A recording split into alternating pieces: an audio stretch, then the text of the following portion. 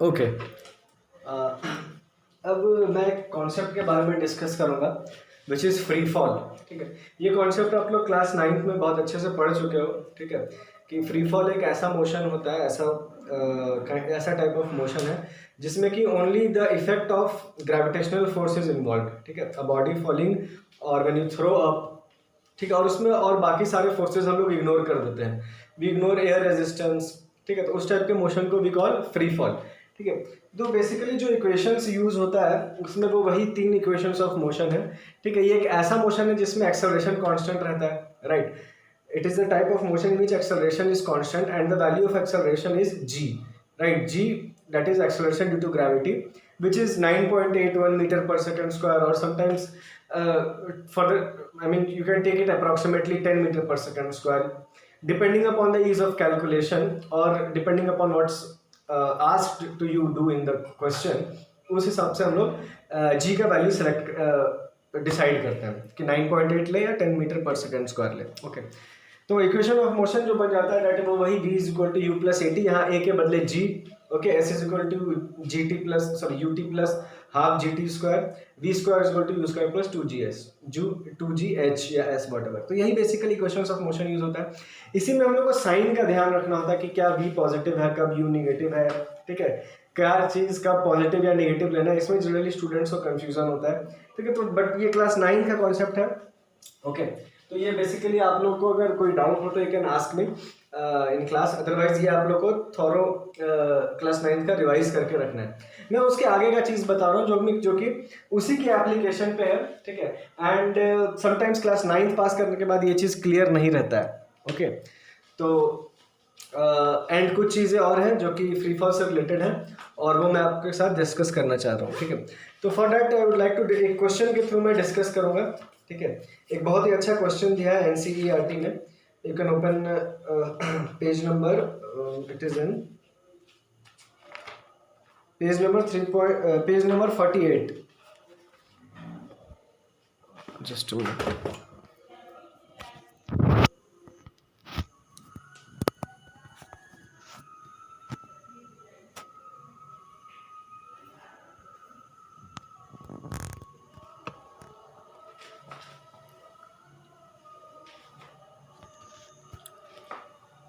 Okay, page number 48 NCERT. ठीक है, example number 3.4। ठीक है, तो इसको पहले एक बार आप लोग खुद से सॉल्व करके देखिए, फिर मेरा सॉल्यूशन देखिएगा and don't refer to the solution given in the book now. Book solution सही है, दोनों मेथड सही है, लेकिन जो मैं बताना चाह रहा हूँ उसके लिए ज़रूरी कि आप एक बार खुद से ट्राई करो and then listen to me. Okay, question क्या है? Ball is thrown vertically upwards with a velocity of 20 metres पर second from the top of a multi storey building. Okay, एक मल्टी स्टोरी बिल्डिंग है। ठीक है, it's like ऊंची है building, lift भी बंद है। ओके, एनीवे, तो यहाँ पर एक कोई इंसान है जो कि यहाँ खड़ा हो गया है। ठीक है, आई डोंट नो कौन पागल है, बट ये क्या कर रहा है कि यहाँ पर एक बॉल ले लिया है। ओके, एंड बॉल लेकर के वो अपवर्ड्स थ्रो किया है इसको। ठीक है, इसको एक्सपेरिमेंट करने का मन होगा मे बी, तो भाई साहब इसको 20 मीटर्स पर सेकेंड से, उतना ही दिया ना, 20 मीटर्स पर सेकेंड से from the top of a multi storey building ऊपर फेंका गया। The height of the point from where the ball is thrown is 25 meters from the ground, यानी कि ये हाइट मेरे को दे दिया गया है। Okay, this height is 25 meters. Okay, so 25 meters from the ground that is given to you. Okay, फिर आगे देखो क्वेश्चन में क्या बोल रहा है। Okay, fine. उसके बाद आपको क्वेश्चन में बोला गया है कि how high will the ball rise. ठीक है, कि ये यहाँ से हाउ हाई, यहाँ तक मान लो जा रहा है। ओके, यहाँ से यहाँ तक गया और उसके बाद फिर वापस से नीचे आएगा।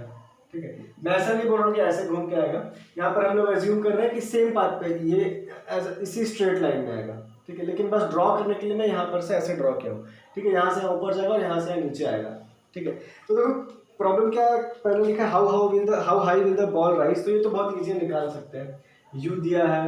ओके, नाउ सेकेंड पार्ट में पूछ रहा है how long will it take before the ball hits the ground, मतलब टोटल यहाँ से यहाँ और फिर यहाँ से यहाँ, इतना टोटल जो जर्नी वो ट्रैवल करेगा यहाँ से यहाँ और फिर इतना से इतना, तो इस जर्नी में उसको टोटल टाइम कितना लगेगा वो हम लोग को बताना। तो यू विल कैलकुलेट, ये आप लोग को सॉल्व करना है, ठीक है।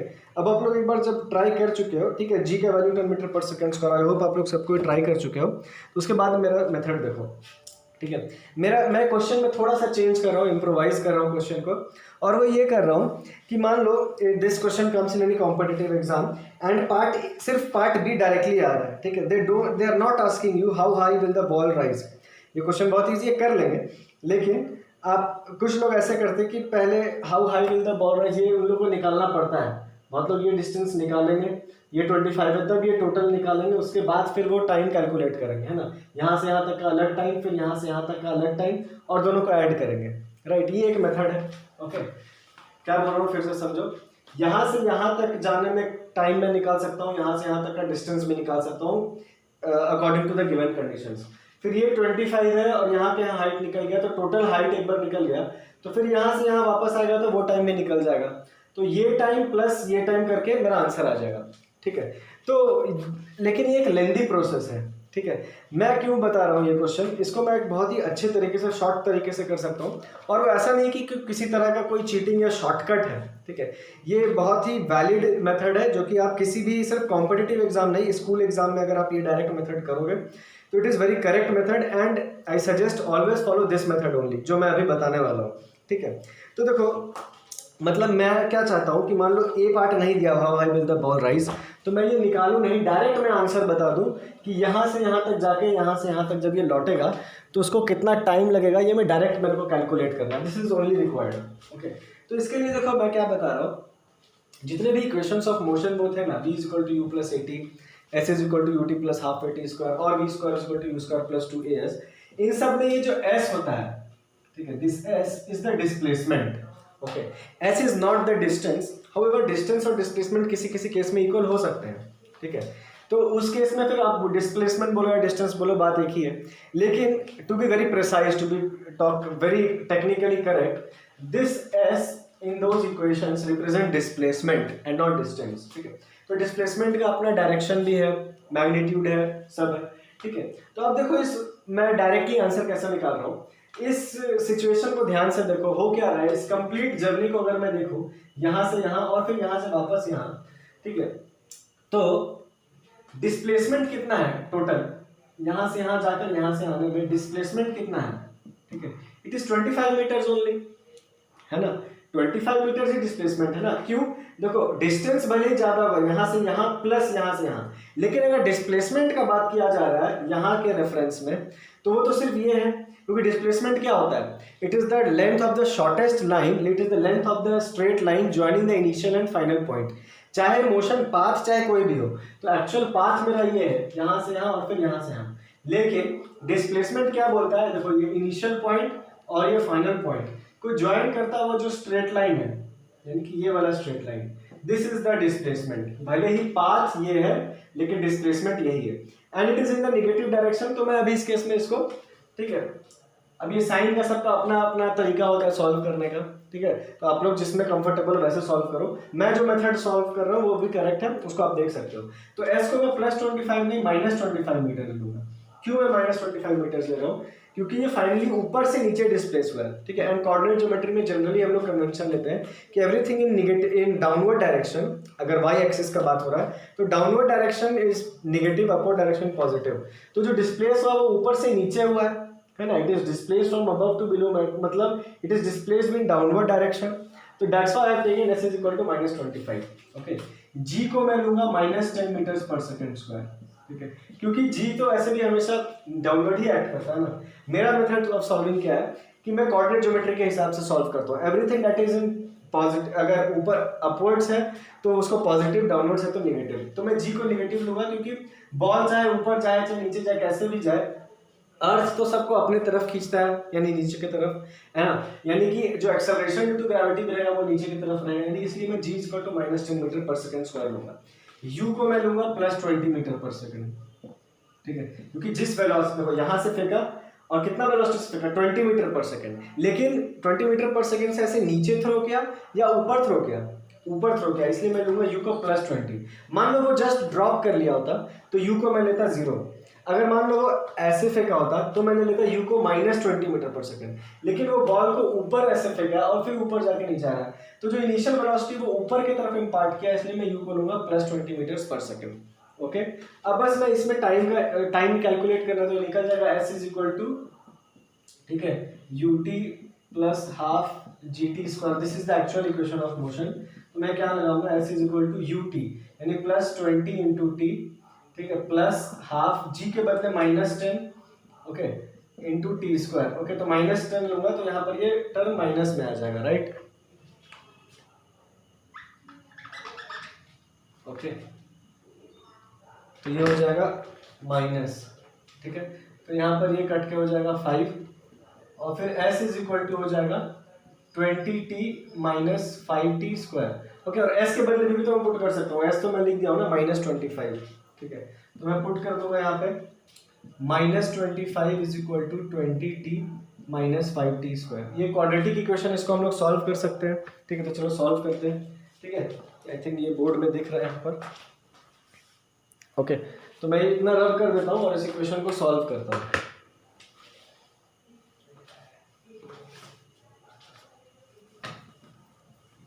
ठीक है, तो इस इक्वेशन को अगर आप सॉल्व करोगे तो क्या आ रहा है यहाँ पर, ठीक है, 5t² को इधर ले जाते हैं, 5t² minus 20t minus 25 is equal to 0। This is the equation, ठीक है, इससे ही मैं यहाँ लिखा।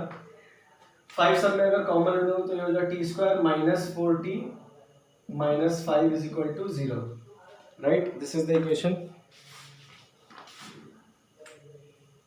ओके, राइट है, हाँ ठीक है।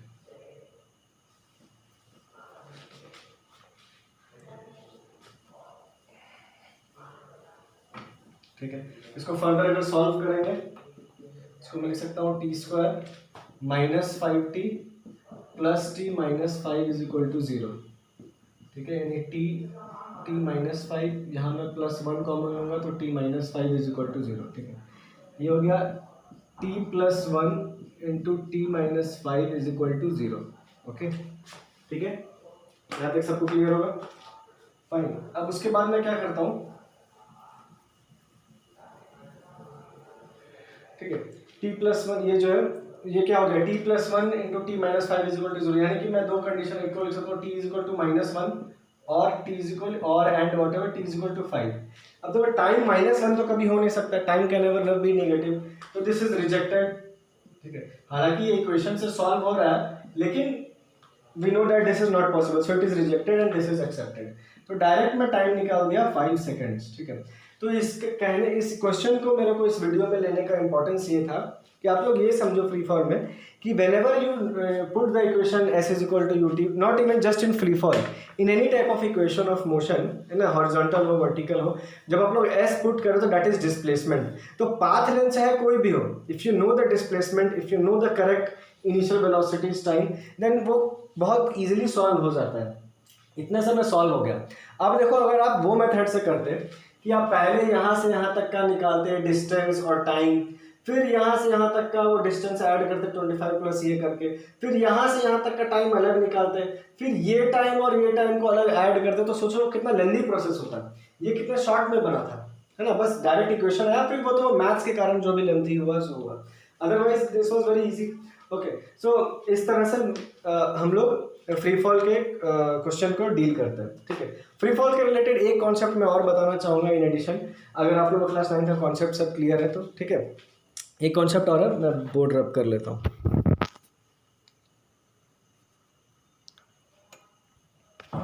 ओके, अब हम लोग 3 ग्राफ डिस्कस करेंगे रिलेटेड टू फ्री फॉल, ठीक है। तो क्वेश्चन यहाँ पर फिर से क्या है, ऐसा है कि एक ऊंची है बिल्डिंग, ठीक है, यहाँ पर एक आदमी खड़ा है बॉल लेकर के, ठीक है। अब वो यहाँ पर से बॉल को ड्रॉप कर दिया, ठीक है, ड्रॉप किया, मतलब कि इनिशियल वेलोसिटी u0 है, फिर ड्रॉप किया और बॉल यहाँ पर से ऐसे फ्रीली फॉल होगा, under the action of gravity it will fall, right, दिख रहा है ना, हाँ, okay, it will fall under the action of gravity. मेरे को 3 ग्राफ्स ड्रॉ करना है, ठीक है, एक्सेलरेशन वर्सेस टाइम का, वेलोसिटी वर्सेस टाइम का एंड डिस्प्लेसमेंट वर्सेस टाइम का, या पोजीशन टाइम ग्राफ तीनों ड्रॉ करना है। ठीक है। तो देखो एक्सेलरेशन वर्सेस टाइम का अगर मेरे को ग्राफ ड्रॉ करना है, कोई भी कर लेगा, ठीक है, एक्सेलरेशन, ठीक है। ये अगर देखो यहाँ 0 है, यहाँ टाइम इन सेकेंड्स है, ओके, टाइम इन सेकेंड्स में लिख रहा हूँ, ठीक है, एक्सेलरेशन इन मीटर पर सेकेंड स्क्वायर, 1 2 3 4 5, ठीक है, 1 2 3 4 -1 -2, ठीक है, -4, ऐसे ऐसे करके डॉट डॉट ऐसे जा करके लेट से यहाँ पर आ रहा है ये -9.8 या फिर -10 के अप्रॉक्स, ओके वट एवर, ठीक है। तो देखो मेरे को पता है, ये ए लिखा हूँ मैं, ए स्क्वायर नहीं, ठीक है, ए, ओके। तो मेरे को पता है कि एक्सेलरेशन का वैल्यू होता कितना है वेक्टोरियली या विथ साइन कन्वेंशन अगर देखा जाए, है ना, एनीथिंग इन डाउनवर्ड डायरेक्शन को मैं नेगेटिव लेता हूँ, तो एक्सेलरेशन का वैल्यू मेरे को पता है कितना होने वाला है, -9.8 मीटर पर सेकेंड स्क्वायर, ठीक है। तो पॉजिटिव तरफ तो ग्राफ दिखेगा ही नहीं, and it is a case of uniform acceleration, यानी एक्सेलरेशन कांस्टेंट रहने वाला है, कितना, -9.8, मतलब चाहे कितना भी टाइम देख लो, जब फिर मतलब यहाँ से यहाँ मान लो फॉल होने में 5 सेकेंड लगा है, तो t = 1, t या 50 सेकेंड लगा, t = 1, t = 2, कितना भी टाइम में अगर आप एक्सेलरेशन नोट करोगे बॉल का, तो इट विल ऑलवेज कम -9.8, ठीक है, because free fall is a case of uniform acceleration और कांस्टेंट एक्सेलरेशन। तो एक्सेलरेशन हमेशा कांस्टेंट आएगा विद रिस्पेक्ट टू टाइम, इसीलिए ग्राफ ऐसा हो जाएगा, ठीक है, क्योंकि this is the graph for acceleration versus time. कितना किसी भी टाइम पर आप देखो कितना आ रहा है, 3 सेकंड पे देखो, 4 सेकंड पे देखो, कितना पे भी देखो एक्सेलरेशन -9.8 आ रहा है, इसीलिए free fall is a case of uniform acceleration, तो इसका ग्राफ ऐसा आ जाएगा, ठीक है। तो ये हो गया एक्सेलरेशन वर्सेस टाइम का ग्राफ। अब मान लो वेलोसिटी वर्सेस टाइम का बताना है, वेलोसिटी वर्सेस टाइम का मेरे को ग्राफ ड्रॉ करना है,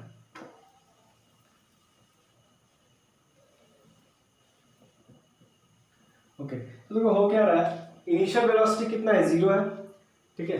तो जब टाइम 0 रहेगा तो वेलोसिटी 0 रहेगा, यानी ग्राफ यहाँ से स्टार्ट होगा, ठीक है, तभी तो वेलोसिटी टाइम ग्राफ, तब इनिशियल वेलोसिटी 0 है, मतलब t0 पे v का वैल्यू 0 होना चाहिए। मैं velocity versus time graph draw कर रहा हूँ, तो जब t 0 होगा तो v 0 होगा, ठीक है।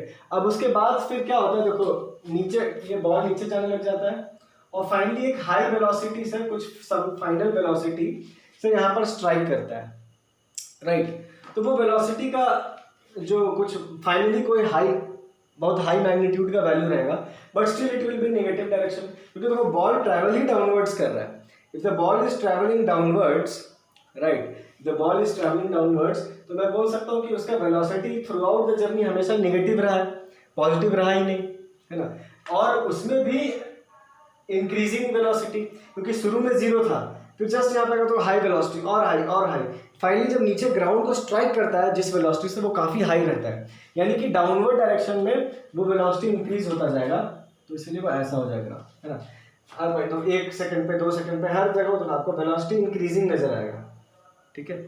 अब ये स्ट्रेट लाइन ही क्यों हुआ, क्योंकि हम लोग को पता है कि अगर यूनिफॉर्म एक्सेलरेशन है तो यूनिफॉर्म एक्सेलरेशन के लिए velocity time graph straight line होता है, इसलिए यहाँ पर ये स्ट्रेट लाइन आया, और नेगेटिव में ऊपर कुछ नहीं दिखेगा इस केस के लिए, ओके। तो this was about velocity time graph. अब हम लोग ड्रॉ करते हैं displacement versus time graph, okay. यहाँ पर ले लेते हैं S, okay, S T graph अब कैसा रहेगा, ठीक है। तो देखो एस टी ग्राफ क्या रहेगा, ये कैसा मोशन है, ठीक है, एक्सेलरेटेड मोशन है, रिटार्डेड, एक्सेलरेटेड, क्योंकि देखो g = 10 मीटर पर सेकंड स्क्वायर से वो एक्सेलरेट करेगा, यहाँ पर देखो इनिशियल वेलोसिटी 0 है और फाइनल वेलोसिटी थोड़ा ज़्यादा है, मतलब बॉडी का वेलोसिटी का जो मैग्नीट्यूड है वो बढ़ा इन सम टाइम, लेकिन बढ़ा किसमें, नेगेटिव डायरेक्शन में, ठीक है। तो मतलब जो पोजीशन टाइम जब मैं ग्राफ ड्रॉ करूंगा, मान लो ये बिल्डिंग का हाइट है 6 मीटर, ठीक है, तो जब टाइम = 0 है तब उसका पोजीशन 6 पे रहेगा, यानी ग्राफ यहाँ से स्टार्ट होगा, करेक्ट, ओके। ग्राफ यहाँ से स्टार्ट होगा क्योंकि t = 0 पे वहाँ पर है, राइट। अब ये कैसा केस है, यूनिफॉर्म मोशन तो है नहीं, तो यूनिफॉर्म अगर वेलोसिटी रहता तो S T graph straight line होता, लेकिन यूनिफॉर्म वेलोसिटी नहीं है, वेलोसिटी क्या है, एक्सेलरेटेड मोशन है, तो एक्सेलरेटेड मोशन के लिए कर्व बनता है, मैंने आपको बताया था, ठीक है।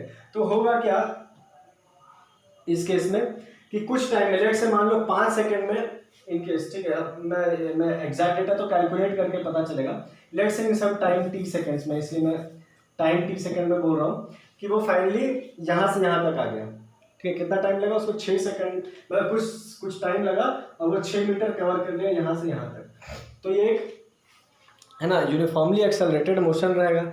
और उसके लिए ग्राफ कैसा होता है, एसटी ग्राफ जो होता है वो कर्व होता है, यानी कि वो कुछ ऐसा आ जाएगा, ठीक है। जिस टाइम पे वो पोजीशन 0 हो जाए, है ना, finally at time T, at some time T, उसका जो पोजीशन आ जाएगा वो 0 हो जाएगा, क्योंकि ये 6 मीटर है अबव द ग्राउंड, और ग्राउंड को मैं ओरिजिन रेफरेंस मान लिया, तो एट सम टाइम वो ओरिजिन पे वापस आ जाएगा। स्टार्टिंग में ऊपर था तो ऊपर, और फिर यूनिफॉर्मली एक्सेलरेट करके 0 पे आ गया, है ना, मतलब कि निगेटिव डायरेक्शन में एक्सेलरेट हुआ है, और लेकिन जो पोजीशन है वो पहले ऊपर था, फाइनली 0 पे आ गया। तो ये हो गया इसका ग्राफ, ठीक है। तो this was the discussion related to free fall, okay. इसके बारे में